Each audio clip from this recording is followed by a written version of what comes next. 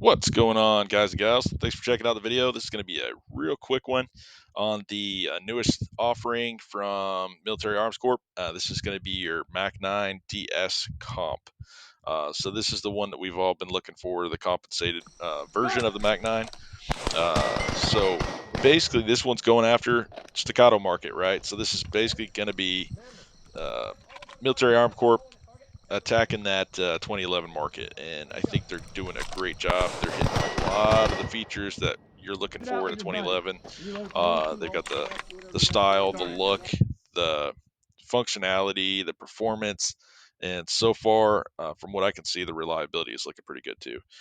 And then when you combine that with the price point, it's a killer deal. If you're just looking for a really cool gun with the name Staccato, don't even bother looking this direction. But if you're looking for all the features and functionality at a fraction of the cost, hey, give it a whirl. Worst case scenario, you can always try it out and sell it to someone else and pick up a Staccato later if you want. Well, I just had to get one now.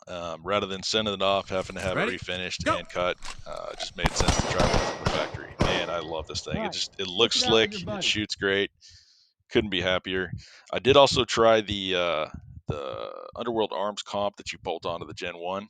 Um, that did seem to shoot pretty flat. I like that, but it added another point of failure with having something bolted onto the gun. I just didn't like that.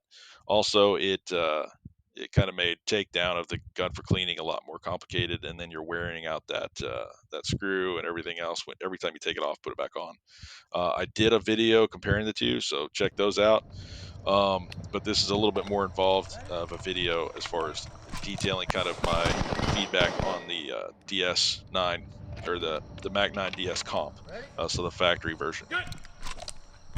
Now with both of them, they did have a little bit uh, less custom of a feel when it came to the slide and frame fit.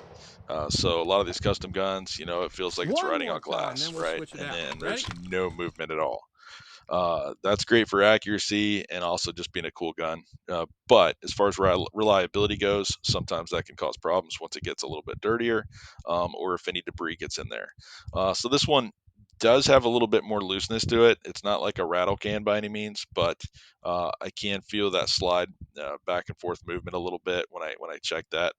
But from everything that I've read, the barrel lockup is the most important part for accuracy to that slide. And man, this thing is locked up nice and tight. The front end doesn't move it around at all. It's got that bull barrel, and then the back end where the chamber is, that I can't get it to move when I push it up and down or to the side when it's locked in there. So don't really have any worry about that as far as accuracy goes, and it shoots again better than I do.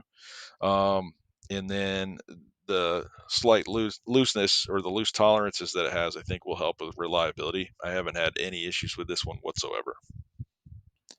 Now, one other data point is the Gen 1 that I had didn't really cycle the hollow points very reliably. I mean, it did, but not consistently enough to where I would guarantee that I could use this for protection. So it was primarily just a good range toy. But it could be that I didn't try enough brands because they can be particular about that. But I'm happy to report the DS9 comp that I've got, the newest gen. It ran the American Gunner HST rounds perfectly fine. I didn't have a single hiccup in 100 rounds that I tested that. So I'm going to run a few more hundred just to make sure that it's good to go so I can carry it. But I'm happy to report that it seems to be running really well.